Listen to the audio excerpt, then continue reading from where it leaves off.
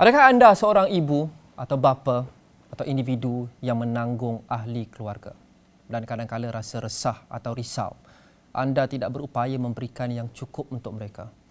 Anda tidak keseorangan. Sejak ekonomi semakin mencabar kini, situasi financial anxiety atau keresahan keuangan ini semakin meningkat. Jadi penting untuk kita memahami fenomena ini.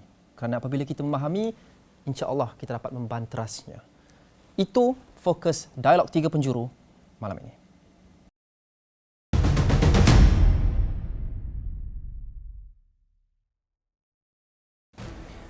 Hari ini saya disertai oleh Fatihah Syuib, pengasas bersama aplikasi Support, dan Fatihah juga adalah seorang mental health survivor.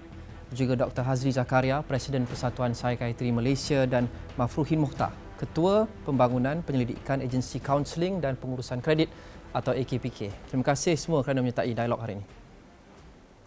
Terima kasih. Saya mahu bermula dengan Dr. Hazli. Kita tahu bahawa rakyat telah menghadapi financial anxiety atau keresahan keuangan ini banyak kali sebelum ini. Ekonomi banyak kali melalui tempoh yang agak mencabar. Tapi adakah keresahan keuangan kini berada pada tahap yang terburuk, doktor? Dan jika ya, apa indikator yang membuatkan doktor berkata sedemikian? Assalamualaikum warahmatullahi wabarakatuh.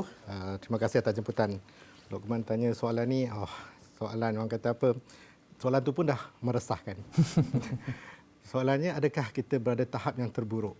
Saya takut nak kata yang terburuk itu belum lagi. Kemungkinan kita terpaksa menghadapi sesuatu yang kita takutkan.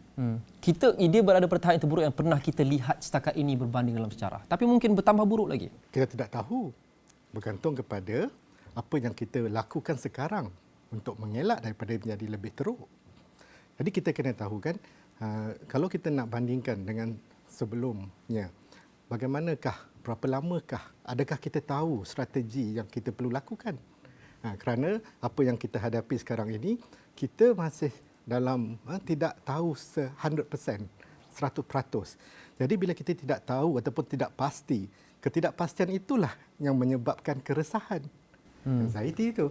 Jadi kalau kita tidak tahu pada tahap ini yang kita hendak ke endemik, apa yang kita perlu lakukan, bukan sekadar dengan ancaman yang kita hadapi, dengan aspek di luar pada aspek kesihatan, tentang contoh yang kita bincangkan sekarang ini, aspek keuangan, bagaimanakah keresahan ataupun financial anxiety ini akan mengganggu kehidupan rakyat Malaysia. Bagaimana kita quantify, doktor? Ada sebarang indikator atau penanda aras yang kita ukur untuk mengetahui bahawa kita berada pada tahap kesihatan mental yang paling teruk setakat ini?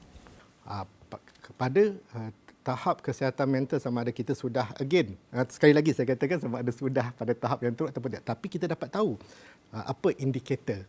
Kita tidak ada satu, orang kata apa, measurement ataupun alat untuk mengukur secara direct. Kerana kita perlu buat kajian untuk satu negara kan, untuk mengesahkan tahap kesihatan mental pada tahap mana.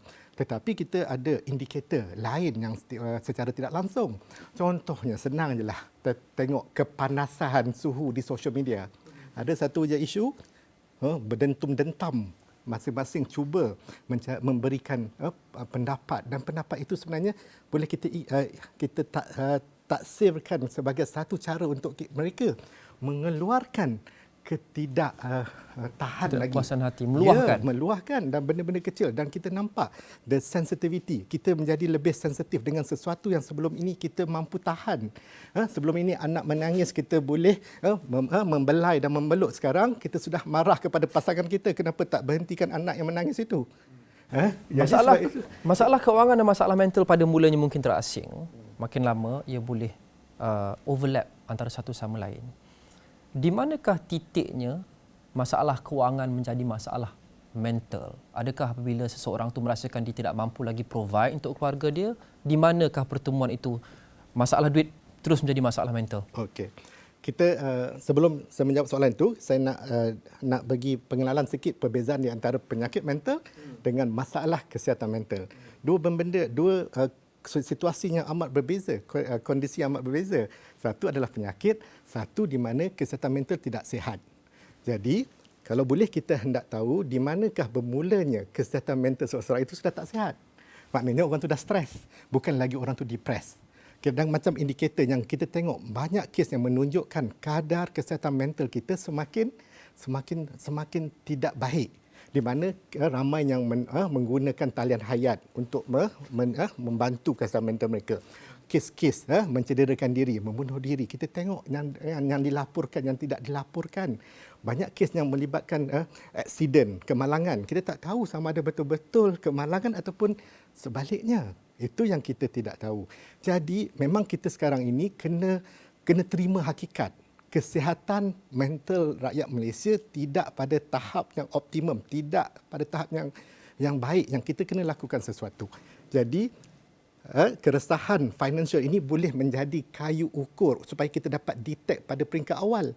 Kita harus terima hakikat, pencegahan adalah yang terbaik. Rawatan itu yang nombor 2. Jadi kalau orang tu sudah ada masalah financial, dan mungkin itulah titik bermulanya kita boleh lakukan sesuatu supaya mengelak daripada mempunyai tahap kesihatan mental yang tidak baik.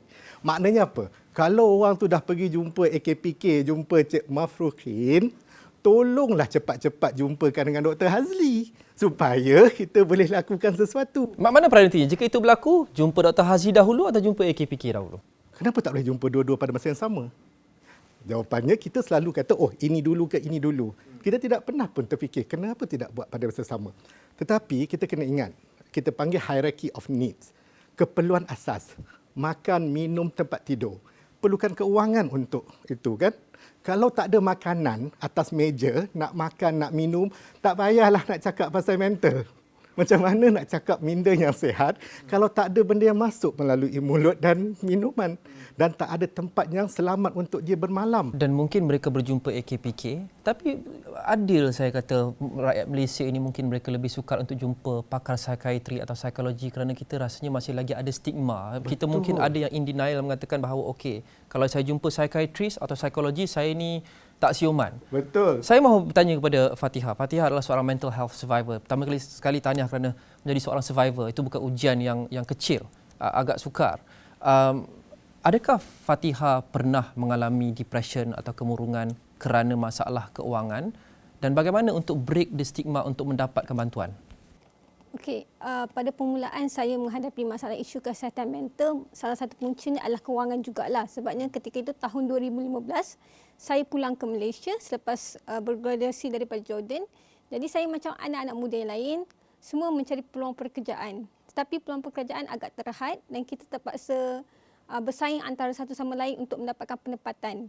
Dan apabila gaji yang ditawarkan itu juga tidak melepasi sebagaimana gaji yang sepatutnya seorang graduate mendapatlah. Jadi ketika itu situasinya agak sukar untuk saya adapt ataupun sesuai dengan keadaan tersebut, menyebabkan saya mula mengalami bibit-bibit permulaan depresi. Tapi ketika itu saya tidak tahu apa yang berlaku pada diri saya. Jadi apabila saya mengalami depresi, saya tidak berbuat apa-apa. Saya hanya duduk di bilik dan tidak melakukan apa-apa perkara, tidak bekerja. Nasib baik keluarga saya masih lagi menerima saya ketika itu. Mungkin bagi mereka ketika itu, kita ni macam anak muda yang masih lagi mencari apakah tujuan hidup kita, apakah perjalanan karier kita. Jadi mereka tidak mempersoalkan apa yang berlaku pada diri saya. Tapi saya tahu ada sesuatu yang tidak kena. Sehinggalah pada tahun 2016, saya mula buat aktiviti yang saya lakukan dengan organisasi saya. Sehingga tahun 2017, perkara yang sama berlaku sekali lagi. Saya mula menyendirikan diri, saya mula berfikiran negatif, saya mula merasakan diri saya tidak berguna walaupun banyak aktiviti yang telah saya capai, yang telah saya lakukan. Tetapi benda tersebut tidak menggambarkan perasaan saya ketika itu. Saya lebih suka menyendiri dan merasakan segala yang saya lakukan ini tidak berfungsi dan tidak berguna. So 2017 itulah sebenarnya kali pertama saya berjumpa dengan psikiatri untuk mendapatkan rawatan. Cik Mafrukin, kita sedia maklum bahawa AKPK menyediakan pelbagai perkhidmatan, memberikan nasihat berkenaan dengan pengurusan keuangan dan hutang, kaunseling dan sebagainya.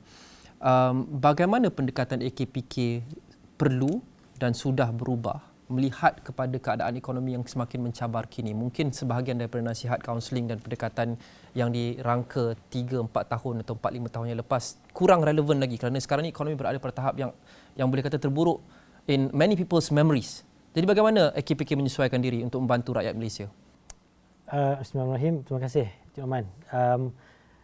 Bagaimana AKPK react ataupun menghadapi situasi sekarang ini, kita masih lagi berpegang kepada konteks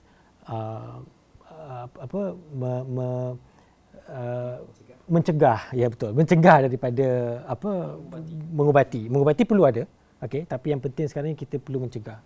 Dan apa yang perlu kita cegah adalah pencegahan dari segi, mungkin ada kebanyakan orang ataupun mungkin ada beberapa kategori masyarakat ataupun pengguna yang dalam konteks perbelanjaan tidak dikawal, tidak merancang perbelanjaan, itu pun boleh menjadi satu titik kepada kemusnahan kewangan itu sendiri. Okay?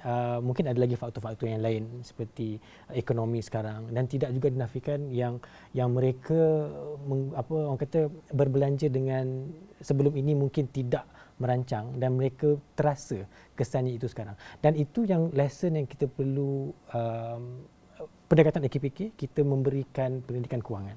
Dan apa yang perlu kami beritahu ataupun terus kita educate ataupun mengajak pengguna ataupun masyarakat adalah untuk melihat analisa aliran tunai. Okey, kebanyakan orang mungkin ada membuat aliran tunai tetapi dia tidak membuat dengan secara struktur, ataupun mungkin dia secara maya, ataupun dia kata okey, saya ingat saya punya gaji berapa, saya ingat saya perlu berbelanja berapa, tapi tidak dibuat dengan secara teliti. Itu pun mungkin boleh menjadikan seseorang itu terbabas dalam berbelanja. Tidak dinafikan perancangan perbelanjaan yang kurang cekap adalah salah satu penyumbang kepada tekanan ekonomi, tekanan keuangan yang bertambah. Tapi mungkin ramai juga di luar sana yang mengatakan bahawa rancanglah bagaimanapun, jika gaji itu tak cukup juga. Saya sudah melakukan yang terbaik untuk tulis atas kertas dan merancang, ada yang pakai app dan sebagainya, tetapi punca akarnya tidak diselesaikan, iaitu gaji saya tak cukup dan harga barang dan expenses semakin bertambah. Dalam kes-kes sebegini, bagaimana KPK mengendalikannya? Kita faham situasi sekarang yang mana mungkin ada kebanyakan orang yang terkesan dengan pandemik, ekonomi yang tidak begitu yang mencabar sekarang ini, dan kita juga mempunyai, macam saya kata tadi, pendidikan kewangan, memberikan galakan kepada mereka mungkin untuk kategori yang terkesan. Boleh juga berjumpa dengan kami, mungkin cara bagaimana untuk menguruskan kewangan itu boleh diperbetulkan. Itu yang pertama. Yang kedua, mungkin aliran tunai itu tidak boleh nak di-adjust, ataupun mungkin kita pun dah tak boleh nak buat macam mana, dan ada juga pembayaran pinjaman yang perlu dibuat dan sebagainya. Kami di AKPK, kami ada program yang dinamakan program pengurusan kredit, yang mana kita boleh menjadi orang tengah untuk berbincang dengan pihak-pihak pemberi pinjaman seperti bank, untuk kita mohon supaya kita berbincang bagaimana untuk boleh seseorang itu membayar balik pinjaman. So itu adalah perkhidmatan kami sediakan. So dengan harapan masyarakat ataupun pengguna yang berada di dalam situasi yang tidak tahu nak buat apa, bayaran pinjaman perlu dibuat dan sebagainya, datang ke AKPK, kita boleh berbincang dan kita boleh menjadi orang tengah untuk berbincang dengan bank untuk menstruktur semula lah pinjaman-pinjaman tu. Tapi itu mungkin salah satu ubat yang boleh kita berikan lah. Lukman, itu yang saya nak cuba sampaikan kan. AKPK mereka ada kepakaran untuk memberi nasihat. Bukannya apabila masalah sudah teruk, tetapi untuk mengelak daripada teruk. Sama juga kepada kami, pakar psikiatri, mental health professional, kita memang tahu dan memang pandai merawat. Tetapi bagi saya, kalau kita dah sampai tahap yang memerlukan rawatan, kita sudah hilang peluang untuk mengelakkan mereka daripada menjadi pesakit. Bukan contohnya macam Fatihah kata, dia sudah hilang fungsi, baru dia sedar yang dia ada sesuatu yang bukan sekadar tidak ada semangat. Tapi kadang-kadang mungkin antara dua. Fatihah, saya mungkin bertanya pada Fatihah juga sebelum pergi kembali ke doktor. Saya rasa ramai orang di luar sana tak sedar keseriusan masalah mereka jadi masalah kesihatan mental, atau mereka mungkin sedar tapi itu yang kita cakap tu, stigma. Rahasnya rakyat Malaysia masih lagi ada keseganan untuk confide dengan orang dan mengaku bahawa saya ada masalah mental dan saya perlukan bantuan. Antara dua ini, dalam pengalaman Fatihah sendiri, bagaimana? Adakah Fatihah tidak sedar atau Fatihah sedar dan mungkin berada dalam in denial atau segan untuk mengaku dan mendapatkan bantuan, dan bagaimana? Pada permulaannya, saya sendiri pun ada stigma pada diri sendirilah berkaitan dengan isu kesihatan mental. Sebabnya apabila kita mendapatkan rawatan, selalunya kita dimomokkan bahawa psikiatri ini adalah untuk orang yang tidak, orang gila lah orang katakan kan. Jadi pada permulaannya, sewaktu saya mendapatkan rawatan kali pertama tu, memang saya ada stigma pada diri sendiri. Saya macam takut untuk berjumpa dengan psikiatri, tapi ketika itu saya sudah menghadapi masalah tidak berfungsi hampir 100%, tidak produktif, tidak mampu bekerja. Jadi apabila kita tidak mampu bekerja, bagaimanakah untuk kita dapatkan kewangan untuk kita sustain hidup kita? Ya, vicious cycle. Ya. Ya. Daripada situ sebenarnya saya nampak bahawa perkara ini jika tidak dirawat ataupun tidak diintervene, maka perkara ini akan berlarutan kepada perkara-perkara yang lain. Mungkin selepas ini ada masalah dengan isu keluarga pula sebab kewangan tidak stabil. Mungkin lepas ini kita ada masalah isu tentang karier kita sebabnya kita menghadapi kesukaran untuk kita updatasi produktiviti kita dalam kerja. Jadi perkara-perkara tersebut sebenarnya menyebabkan saya berfikir bahawa jika saya tidak mendapatkan rawatan, walaupun saya tidak mendapatkan rawatan, maka di situ sebenarnya adalah satu punca yang paling teruk. Keadaan akan menyebabkan saya lebih tidak berfungsi dan kemungkinan akan menyebabkan perkara yang tidak baik berlaku pada diri saya. Tapi seperti yang Fatihah sebut tadi doktor, kadang-kala macam dalam kes Fatihah sendiri, dia graduate kemudian kembali ke Malaysia, dapat kerja, sama ada tidak dapat kerja atau dapat kerja yang gajinya tidak setimpal dengan kelulusannya. Ada ramai di luar sana yang mengatakan bahawa saya sudah bekerja keras setiap hari, saya masuk kerja awal pagi, balik lewat, saya penat dan sebagainya, tapi saya masih lagi tak make enough. Jadi mereka seolah-olah ada perasaan helplessness di sini. Kerana apa saja yang saya sudah melakukan tanggungjawab saya, tapi faktor luaran yang saya tak dapat kawal, harga barang naik dan sebagainya, kos hidup meningkat dengan begitu drastik. Adakah perasaan helplessness ini menjadi vicious cycle juga yang membuatkan orang tidak mahu mencari penyelesaian kerana dia kata, what's the point? Okey. Kalau seseorang itu sudah ada perasaan helplessness ataupun berfikir macam tu, itulah masanya untuk melakukan pemeriksaan dan pengesahan. Tadi bertanya apakah salah satu titik bermulanya untuk mendapatkan pengesahan, itulah dia. Satu, apabila sudah ada gejala ataupun yang dah di luar daripada kebiasaan mereka yang berhadapan dengan kerja baru, tempat kerja baru, bos baru, semua orang ada memerlukan adjustment. Tetapi apa membezakan mereka yang boleh melalui ataupun tidak? Dan kita kena ingat, salah satu gejala kemurungan adalah merasa rendah diri, self esteem tu dah rasa bersalah. Dan untuk mereka yang seperti Fatihah, yang ada gejala itu dan tampil ke hadapan untuk mendapat rawatan adalah mereka yang amat kuat. Mereka yang ada ilmu, yang mereka tidak takut. Dan itulah takut apa? Takut stigma yang ada dengan mereka yang mendapat masalah itu. Jadi kalau kita seluruh rakyat Malaysia melakukan sesuatu yang tak payah bayar seduit pun, ialah kurangkan stigma. Keluarkan toksik-toksik dalam fikiran ini. Tak payah jumpa AKPK untuk nak bantu dari segi benda tak mahal pun tapi harganya. masih perlu jumpa kalau Jadi, perlu. Maksud saya kan saya nak encourage people jumpa AKPK lebih awal, jumpa psikiatris lebih awal. Kami ini ada persamaan, kedua-duanya pandai tapi orang tak nak jumpa bila dah terlambat. Jadi itulah mesej yang kita hendak berkongsi dengan seluruh rakyat Malaysia. Kalau orang itu ada sesuatu yang perlu diperiksa, bantulah mereka untuk mendapat pemeriksaan. Jangan memberi nasihat tanpa mereka minta. Fatihah, kebanyakan nasihat yang tujuannya untuk menasihati adalah racun yang berbisa kan. Kebanyakan nasihat adalah racun jika ia unsolicited, tidak diminta walaupun berniat baik. Nasihat itu terlalu awal. Nak nasihat pun kena tahu masa yang perlu sesuai. Okey, ini membawa kepada soalan seterusnya. Jikalau kita ada ahli keluarga, rakan-rakan di tempat kerja dan sebagainya, apa tanda-tanda yang kita patut perhatikan? Kerana kebanyakan orang berniat baik, mereka mahu membantu, tapi mereka takut menjadi intrusif, melebih-lebih seperti yang doktor sebut tadi. Jadi apa tanda-tanda yang we should look out for untuk kita step in dan bantu? Okey, Fatihah nak jawab dulu ke? Doktor jawab dulu. Saya jawab dulu. Okey.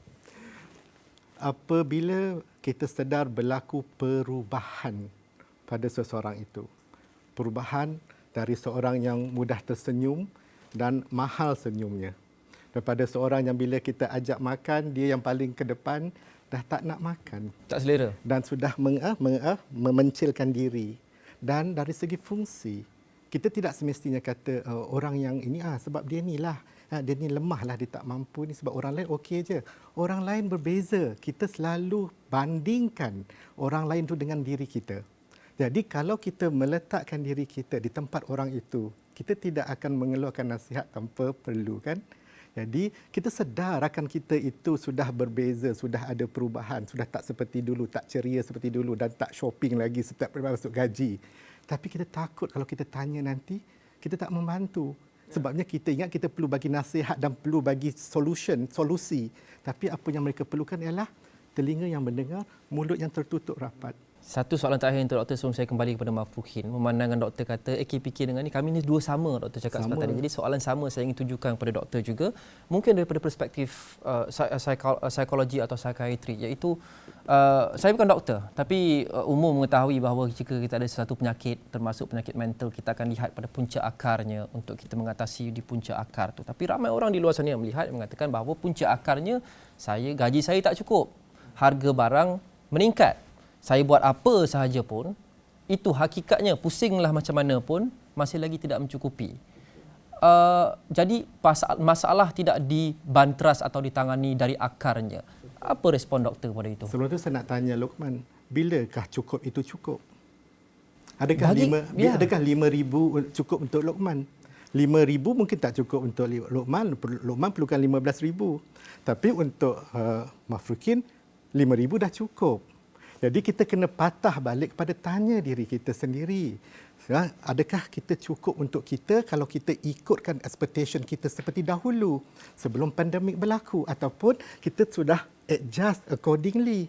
Jadi kalau kita nak tengok sama ada cukup ataupun tidak, sama ada kita kena tengok cukup tu setakat mana untuk kita nak definekan, katakan itu cukup. Okay. Bagaimana jika definitionnya adalah typical B40, mungkin gaji isi rumahnya adalah RM2,400 sebulan dengan 6 anak. Kalau dia tinggal di KL tak cukup, kalau dia tinggal di tempat lain mungkin cukup, tetapi masih lagi tak cukup.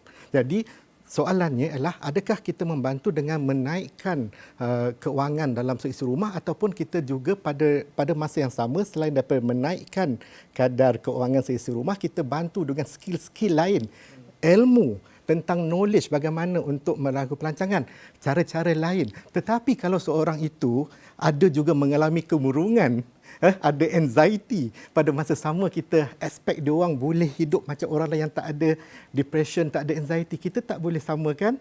Sebab itulah kita tak boleh bandingkan hanya dari segi luar. Seseorang yang ada hopelessness, sudah ada hilang rasa minat untuk nak buat kerja itu, perlu diperiksa. Kita bantu kalau boleh. Kalau orang yang ada kemurungan, bagilah 15,000 pun, dia tak mungkin rasa seronok dan dia tak mungkin nak keluar pun untuk membeli barang. Itu memang tidak dapat dinafikan. Kita ada ramai orang kaya di luar sana tapi mereka tak happy. Itulah keadilannya namanya. Tapi ramai juga di luar sana yang seperti saya katakan, mungkin untuk berlaku, saya setuju dengan poin doktor, tapi untuk berlaku adil kepada, saya rasa sekelompok besar masyarakat di luar sana, mereka sememangnya bersyukur, mereka berjimat dan sebagainya. Tapi end of the day, hakikatnya adalah gaji isi rumah mungkin 1,800, anak ada 6 orang, tidak cukup. Mereka itulah perlu dibantu. Mereka itulah perlu dibantu, dan bagi saya mereka itu perlu dibantu, dan mereka itu juga perlu diperiksa dahulu bagaimanakah kadar kesihatan mereka. Dan kita mungkin dapatkan pemeriksaan secara percuma, support, boleh support. Dan yang pastikan juga, jangan hanya memberi keuangan semata-mata tanpa memberi sama juga cara-cara, skill. Bagi saya kemahiran itu sama pentingnya dengan keuangan. Itu menarik. Jangan bahagikan bantuan keuangan semata-mata tanpa skill untuk spend. Bawa saya kepada Mafruhin. Kita sedia maklum bahawa banyak insentif dan bantuan keuangan yang sudah diumumkan, saya kira sejak setahun, 2 tahun yang lepas, sejak dari PKP lagi. Ada yang bersifat jangka panjang, kebanyakannya bersifat jangka pendek, bantuan tunai dan sebagainya. Jadi bagaimana penerima atau rakyat di luar sana tahu apa option yang bagus untuk mereka yang bernas dan kurang bernas, dan bagaimana mereka mengelakkan diri daripada berhutang atau mengambil risiko keuangan yang tidak wajar kerana terdesak? Sebelum saya jawab tu, saya nak agree dengan doktor tu tentang agreed. Boleh. Fikir dengan Sakati kan sama. Lebih kurang. Ya. Bertanya tentang di manakah cukup itu cukup, kan? Dan soalan Lokman tentang bantuan-bantuan yang telah diberikan. Saya rasa kebanyakan masyarakat di Malaysia memang terlalu bersyukur dengan bantuan-bantuan yang telah diberikan, pinjaman moratorium dan sebagainya. Itu sedikit sebanyak membantu. Tapi itu adalah dari konteks short term. Dan kita harap supaya masyarakat Malaysia boleh bangkit, menerima pengalaman yang kita ada di dalam waktu pandemik itu. Dengan bantuan itu membuatkan kita rasa macam berapa banyak bantuan yang perlu diberikan. Kan? Dan jenis bantuan apa yang sesuai untuk saya? Kerana ada bantuan jangka pendek sesuai untuk kelompok A tapi tak sesuai untuk kelompok B. Ada yang takut mereka mengorbankan masa depan untuk masa kini dan sebagainya. Jadi bagaimana mereka mengelakkan daripada melakukan kesilapan dan mengambil hutang berlebihan? Dari perspektif AKPK, kita membuat pendekatan secara mudah dan juga secara spesifiknya adalah merancang kewangan dengan betul. Dan ilmu merancang kewangan dengan betul ini, kalau kita nak buat ujian, baru-baru ini kita pun telah buat observation yang mengatakan bahawa kalau kita rasa kita membuat satu perancangan kewangan yang betul, tidak semestinya cara itu cekap ataupun tepat. Macam saya cakap tadi, bila kita buat satu perancangan, mungkin ada sedikit kekurangan dalam perancangan itu. Dan apa yang kita perlu tahu adalah aliran tunai yang menyenaraikan pendapatan dan juga perbelanjaan. Perbelanjaan itu pula ada jenis-jenis perbelanjaan. So ini adalah perkara yang perlu diambil berat oleh pengguna. Secara contoh, perbelanjaan yang terdiri daripada 3 kategori. Perbelanjaan tetap, berubah dan juga budi bicara. Apabila kita dah boleh dapat menyenaraikan apakah itu tetap, apakah itu budi bicara dan apakah itu berubah, dan kita boleh adjust kita punya bajet. Dan yang paling penting adalah bila kita membuat perkara itu, kita boleh sedar sama ada okey, perbelanjaan aku banyak ni, pendapatan saya banyak ni, and saya perlu berbelanja banyak ni, dan kalau tak cukup, dia memerlukan satu trigger point yang mengatakan, oh, saya perlu menambahkan pendapatan. Yang mana AKPK ada menyediakan satu perkhidmatan yang baru. Kita dapat mandate itu daripada Bank Negara daripada tahun 2020 baru-baru ini, adalah untuk memberikan perkhidmatan perancangan kewangan untuk perindustri kecil sederhana. Maknanya kepada mereka yang nak buat perniagaan-perniagaan kecil, boleh datang ke AKPK untuk mendapatkan nasihat bagaimana untuk membuat perancangan perniagaan, perancangan kewangan di dalam perniagaan. Itu pun kita ada. Dan kepada mereka yang mungkin ada terkesan, peniaga-peniaga yang terkesan, bagaimana nak buat balik ataupun nak tengok balik perancangan kewangan mereka, boleh juga datang ke AKPK. Dan kami juga ada skim kepada peniaga-peniaga kecil untuk mereka berbincang dengan pemberi pinjaman untuk tengok balik macam mana, berapa banyak yang boleh dibayar. Kita boleh berbincang dengan pemberi kredit. Jadi perbelanjaan tetap, perbelanjaan tetap, berubah dan juga budi bicara. Saya andaikan tetap itu adalah komitmen seperti kereta, rumah dan sebagainya. Betul. Budi bicara adalah entertainment dan sebagainya. Betul. Jadi apabila kita cakap berkenaan dengan perlu menyesuaikan atau menyelaraskan semula perbelanjaan dalam keadaan ekonomi mencabar, maksudnya adalah kurangkan budi bicara untuk memastikan yang tetap dapat dilangsaikan. Betul, tepat sekali. Itu adalah keseronokan dan sebagainya dan hiburan tambahan lah antaranya. Betul. Apabila kita buat macam tu, adakah kita akan decrease happiness itself? Dan adakah itu vicious cycle? Betul. Saya suka pergi tengok wayang. Okey. Tapi saya tak boleh tengok wayang lah sebab saya kena bayar bil. Harga ayam dah naik. Okey, Luqman, itulah yang kita belajar sewaktu pandemik, di mana apa aktiviti yang kita gunakan untuk mengurangkan tekanan, kita dah tak boleh lakukan sewaktu pandemik. Tak boleh jumpa kawan dekat kedai mamak. Tak boleh lari daripada pasangan yang sentiasa nak tahu di mana kita pergi. Jadi, macam ada pengalaman je. Saya mewakili ramai orang di luar sana. Jadi maksudnya, tanpa kita sedar, perkara-perkara aktiviti yang kita gunakan, hobi yang kita ada itu memerlukan belanja. Dan itulah satu cara kita mengurangkan tekanan dan juga satu cara untuk kita mencapai keseronokan. Jadi apabila kewangan itu sudah berkurang, pastilah aktiviti tersebut pun berkurang juga. Dan sebelum itu, kalau orang itu gunakan untuk mengurangkan tekanannya, maknanya tekanan dia akan bertambah bila dia tak melakukan aktiviti tersebut. Jadi kita pergi patah balik kepada vicious cycle kan. Tetapi kalau kita ada kemahiran untuk menentukan yang mana perlu, yang mana kita boleh tunggu. Kadang-kadang itulah yang kita tidak boleh lakukan kerana tidak ada ilmu itu. Jadi ilmu itu perlu dikongsi, perlu ada kemahiran itu. Tetapi saya nak highlightkan juga pada mereka yang ada masalah kesihatan mental, yang ada penyakit.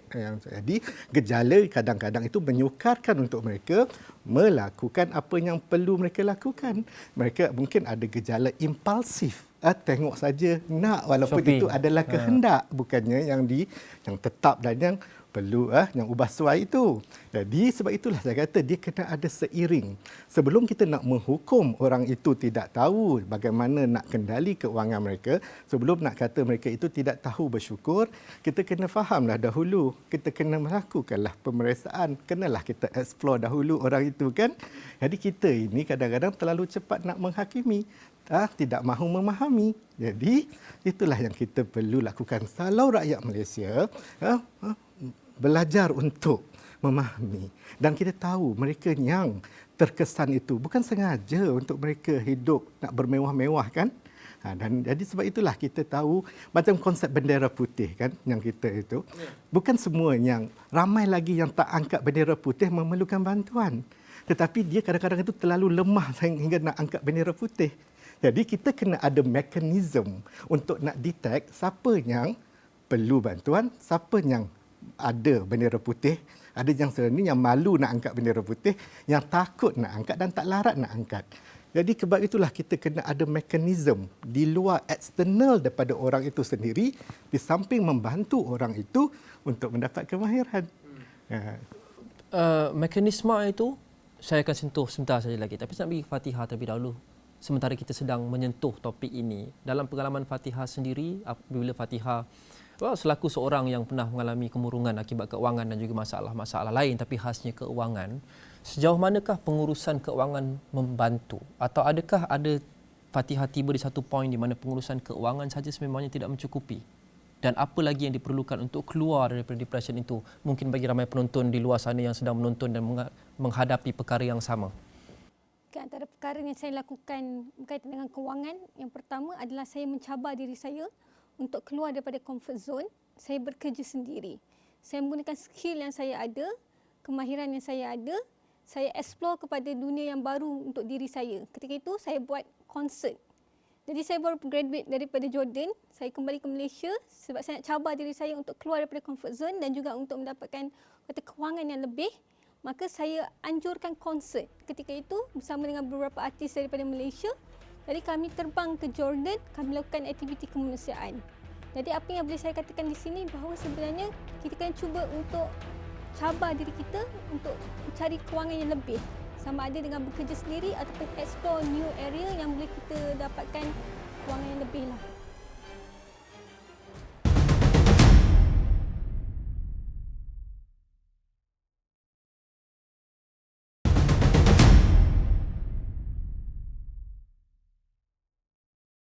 Doktor, berbalik kepada apa doktor sebut sebentar tadi, kerajaan mengumumkan pelbagai bantuan dan pakej rangsangan dan sebagainya sejak COVID melanda lagi PKP sejak 2.5 tahun yang lepas tu kita tak dapat nafikan banyak membantu.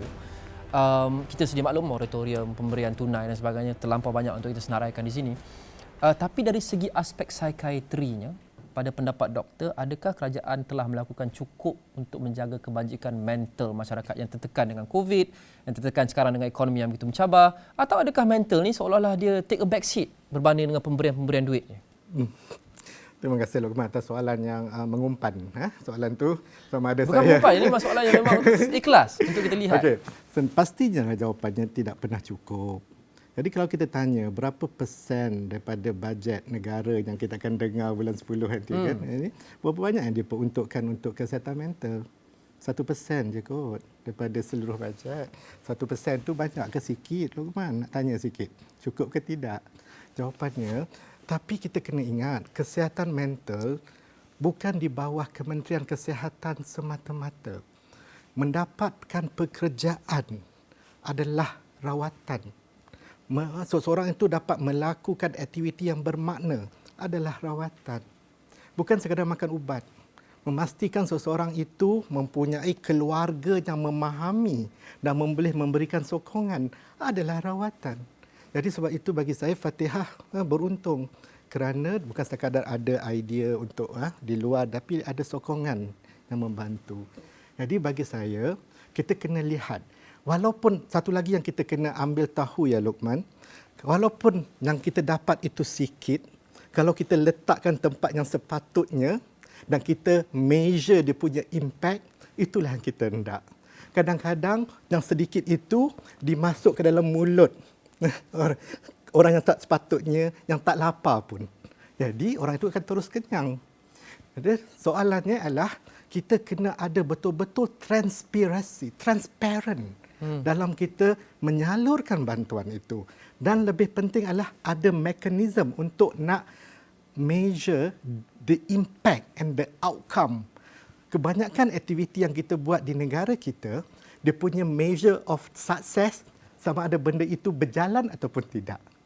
Kesan kepada masyarakat, kepada ahli keluarga, kepada pesakit, kepada mereka yang mengalami cabaran itu, kita tidak periksa dan tak measure. Ya, seringkali ukurannya adalah XXX bilion ringgit sudah diberikan kepada XXX juta orang sebagai sebahagian daripada bantuan ini dan itu, pinjaman diluluskan dan sebagainya. Adakah meningkatkan indeks happiness itu? Ya, tapi adakah itu satu kajian kalau dilakukan yang mengambil masa yang agak panjang, jangka panjang? Kalau kajian kita kena orang yang pakar kajian, Mafrukin, kajian pun ada yang kita dalam jangka masa pendek, jangka masa sederhana, jangka masa panjang. Masalahnya kita tak lakukan pun kajian itu. Jadi, tapi Mafrukin, setakat ini ada atau tidak penanda aras yang kita sedang lihat untuk melihat keberkesanan program-program ini dari segi kewangan satu dan juga dari segi impaknya terhadap mental well-being rakyat? Daripada perspektif AKPK, kami memang aware lah tentang impak yang diperlukan dan sebagainya. Dan kami di AKPK secara menerus mengkaji. Mengkaji itu betul, Dr. Hazli, kami mengkaji, tapi kami mengkaji dalam konteks perkhidmatan kami.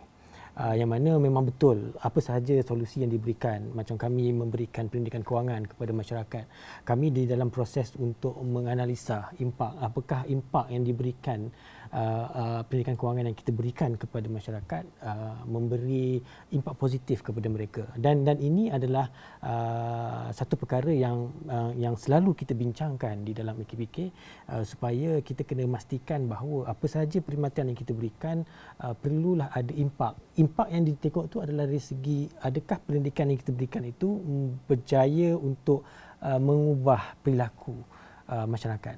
Itu adalah kajian-kajian yang kami lakukan lah. Di luar konteks itu, kajian itu kami tak lakukan lah.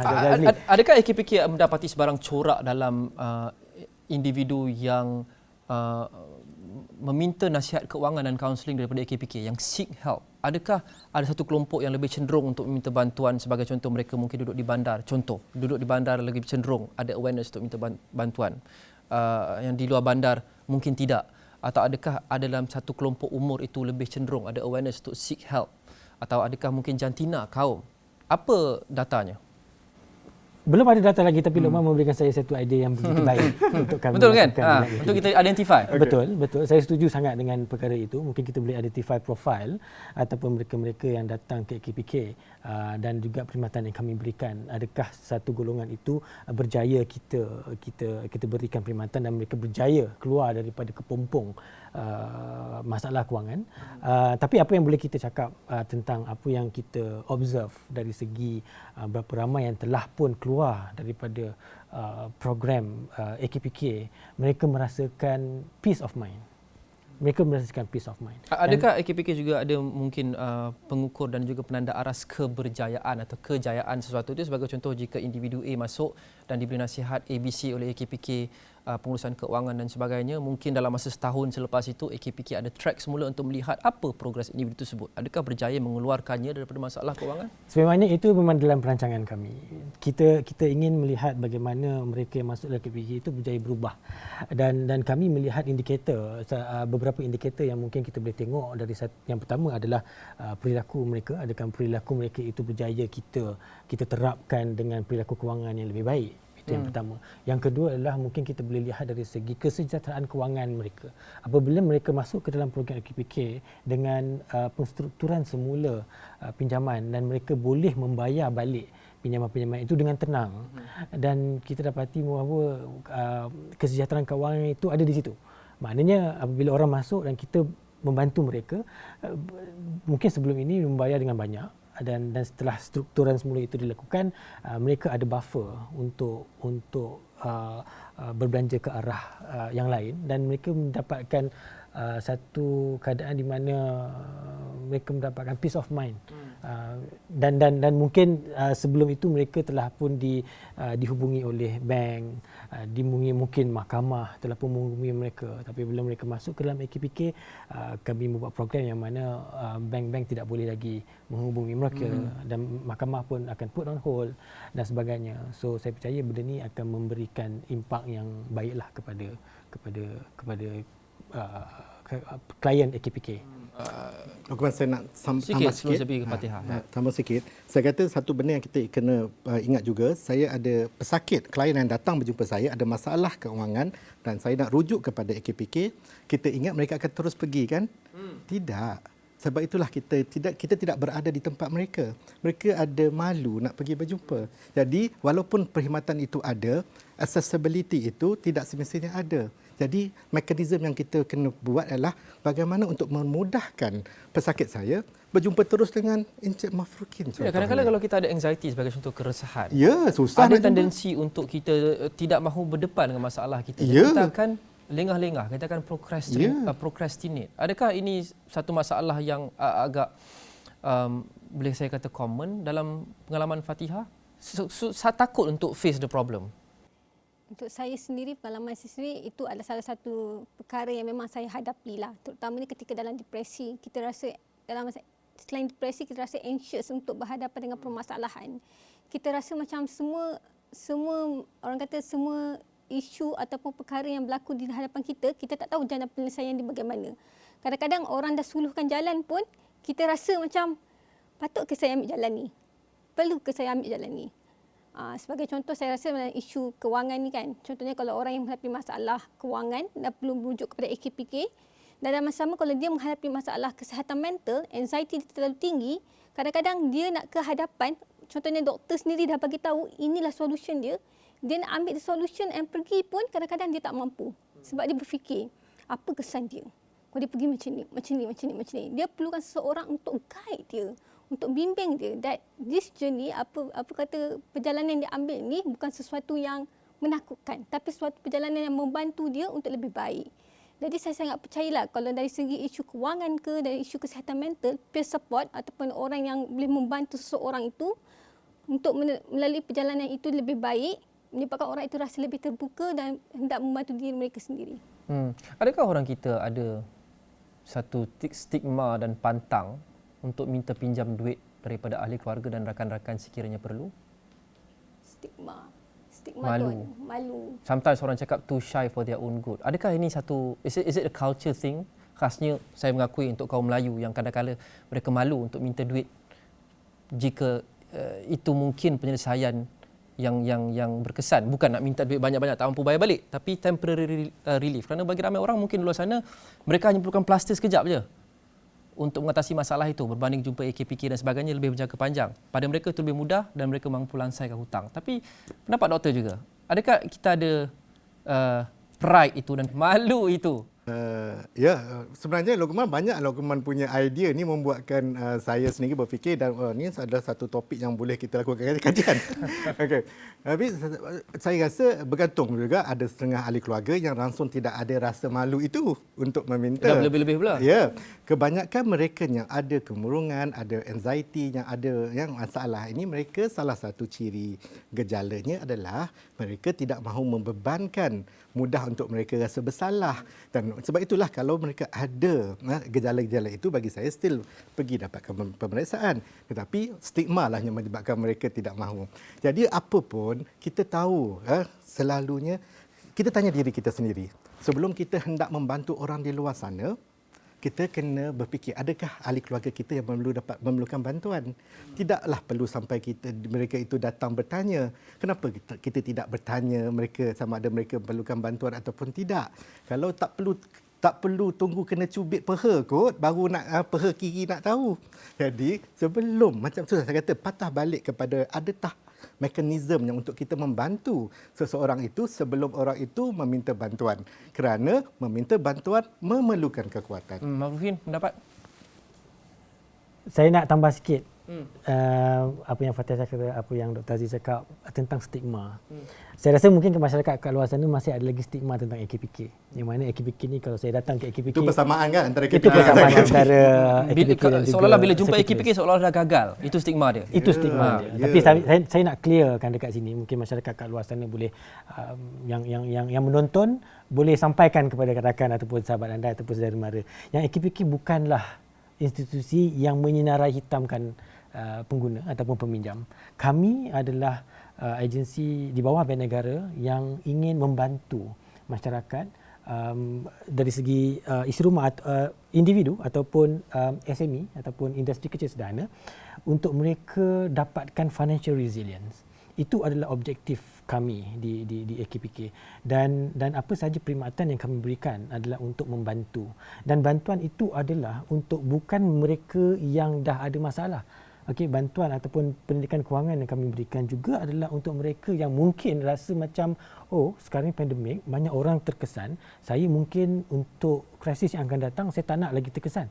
Mungkin saya rasa pendidikan kewangan saya tidak cukup, ataupun mungkin saya rasa kewangan saya sekarang ini saya perlukan lebih untuk membantu saya merancang dengan lebih baik. Datang ke AKPK dan kita akan juga memberikan nasihat. Dan saya nak bagi satu lagi yang persamaan kami ni, bila orang datang jumpa sekretaris dia malu. Okey, dia malu nak berjumpa kan. AKPK kami ada, kalau tak nak datang ke AKPK boleh tengok ke website kami. Okey, boleh tengok ke website kami akpk.org.my. Ada borang di situ. Okey, ada borang dan boleh isi tanpa bagi tahu orang. So maknanya tak perlu malulah. And kita bukannya agensi yang menyenarai hitamkan, dan kita adalah agensi yang membantu masyarakat. Saya nak clearkan kat sini lah. Fatihah, penilaian Fatihah terhadap prestasi kerajaan dalam menjaga kesihatan mental rakyat yang berdepan dengan tekanan-tekanan sejak 2-3 tahun lepas ini, termasuk COVID, dan sekarang topik kita adalah bebanan keuangan. Saya rasa masih kurang. Awareness makin meningkat, tapi tindakan kerajaan sendiri dalam isu kesihatan mental itu masih kurang. Sebagai contoh saya bawakan, bila kita berbicara tentang servis kesihatan mental sendiri, sama ada di hospital government, di hospital swasta sendiri, kita tahu kalau di government kita mungkin dapatkan rawatan dengan harga yang paling murah, RM5 per session. Tapi kalau di swasta, range yang harga dia agak tinggi, mungkin ke 300 ke 400. Jadi di situ kita melihatkan ada gap di situ, bahawa jurang servis harga tu sangat tinggi. Jadi saya sangat percaya kalau kerajaan mampu untuk subsidi sedikit untuk mereka yang menunggu di hospital kerajaan untuk mendapatkan rawatan di hospital swasta, sebenarnya boleh membantu kesihatan mental itu lebih baik dan lebih progres untuk pulih itu lebih cepat. Sebab proses menunggu di hospital government, sebagai contoh saya sendiri, pengalaman saya untuk mendapatkan psikoterapi, terpaksa menunggu hampir 6 tahun. 6 tahun? 6 tahun. Untuk berjumpa dengan pakar psikiatri? Clinical psychologist. Clinical psychologist, 6 tahun? Ya, sebab mungkin kes saya tak berapa nak severe, maksudnya tak berapa nak critical. Tapi bila mana saya dah menghadapi masalah kritikal ketika itu, saya relapse dan tidak berfungsi, maka barulah nama saya naik untuk berjumpa dengan clinical psychologist. Kadang-kadang logiknya adalah mungkin mereka yang mampu untuk pergi ke pakar psikologi atau pakar psikiatri swasta yang lebih mahal adalah mereka yang berkemungkinan besar tidak menghadapi masalah keuangan yang begitu besar kerana mereka mampu. Jadi logiknya adalah mereka yang menghadapi masalah keuangan tidak cukup wang dan mereka pergi ke kerajaan yang lebih mampu milik. Jadi mereka yang paling memerlukan ini yang perlu tunggu lagi lama. Doktor, adakah 6 tahun untuk berjumpa dengan pakar psikiatri atau clinical psychologist? Is this acceptable? Itu memang tak acceptable lah. Tetapi macam Fatihah kata, setiap kes berbeza-beza kan. Dan kadang kita tapi faktanya adalah bilangan klinikal psikologi amat kurang di sektor awam, di hospital-hospital awam amat kurang berbanding dengan bilangan kaunselor contohnya. Jadi sebab itulah kalau kita boleh mencari jalan sementara proses untuk kita menambah bilangan pakar klinikal psikologi ini meningkat, apa cara lain yang kita boleh lakukan. Kalau kita ambil konsep WHO dipanggil task shifting. Maknanya orang lain boleh ambil tanggungjawab itu dan fokus kepada mereka mungkin pada peringkat yang belum serius lagi. Sebagaimana yang Fatihah cakapkan, tak perlulah tunggu begitu lama.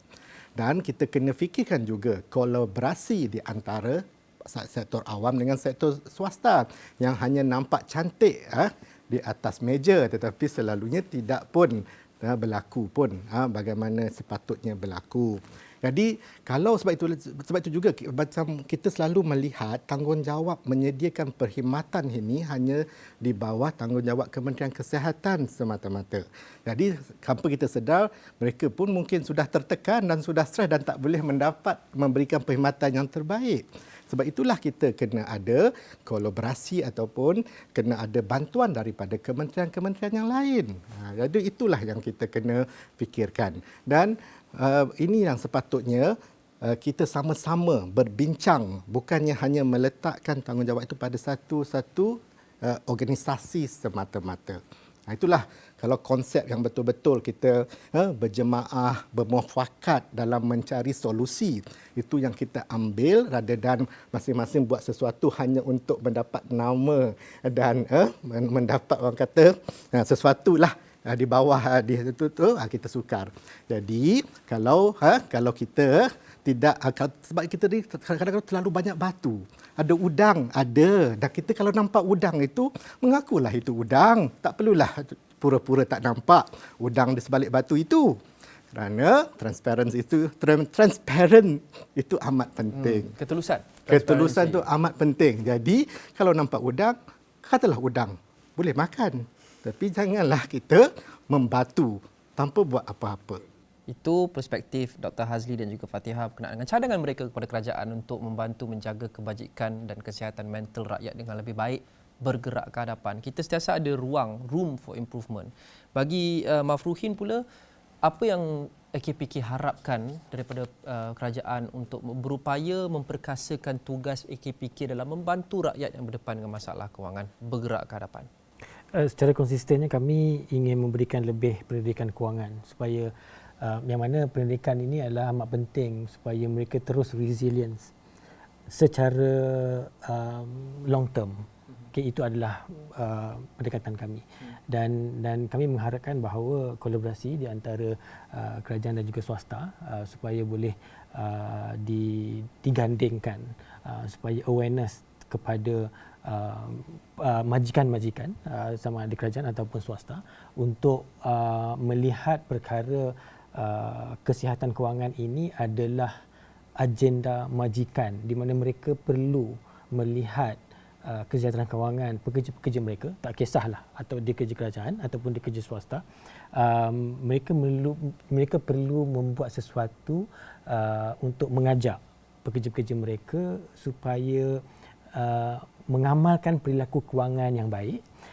Bukan sahaja untuk individu tetapi itu adalah juga secara kajian yang kita buat pekerja-pekerja yang mempunyai kesihatan kewangan yang baik, perilaku kewangan yang baik akan seterusnya memberikan produktiviti yang baik kepada organisasi. Itu adalah harapan kami supaya mereka mewar-warkan perkhidmatan AKPK ini supaya diberikan kepada pekerja-pekerja mereka. Saya mahu habiskan dengan Fatihah. Fatihah sudah melalui yang terburuk. You've been through the worst. Apa pesanan Fatihah kepada mereka yang berada di luar sana yang menonton, yang mungkin berada di tempat itu pada ketika ini, yang berdepan dengan tekanan yang semakin memuncak, mereka merasakan malu, mereka rasa bersalah, tidak mampu provide untuk anak-anak, keluarga dan sebagainya, dan mereka menghadapi bukan sahaja keresahan kewangan atau financial anxiety, mereka menghadapi masalah kesihatan mental akibat faktor keuangan. Selaku seorang yang pernah melaluinya dan berjaya alhamdulillah setakat ini, apa pesan Fatihah kepada mereka? Jangan takut, anda tidak keseorangan. Sebenarnya ramai sahaja orang di luar sana nak membantu anda untuk anda pulih dalam isu kesihatan mental anda sendiri. Terima kasih Fatihah Syuib, pengasas bersama aplikasi Support dan juga Mental Health Survivor, Mafruhin Mukhtar, Ketua Pembangunan Penyelidikan AKPK, dan sudah tentu Dr. Hazli Zakaria, Presiden Persatuan Psikiatri Malaysia. Ingat anda di luar sana, jangan takut, jangan malu untuk mendapatkan bantuan sama ada fizikal ataupun mental sekiranya anda memerlukan. Kita semua adalah manusia, kita semua tak lari daripada masalah. Tidak ada siapa yang kebal daripada masalah. Yang penting kita akui kita hadapi masalah dan kita mendapatkan bantuan yang sewajarnya. Terima kasih menonton Dialog 3 Penjuru malam ini. Saya Luqman Haris. Kita jumpa lagi.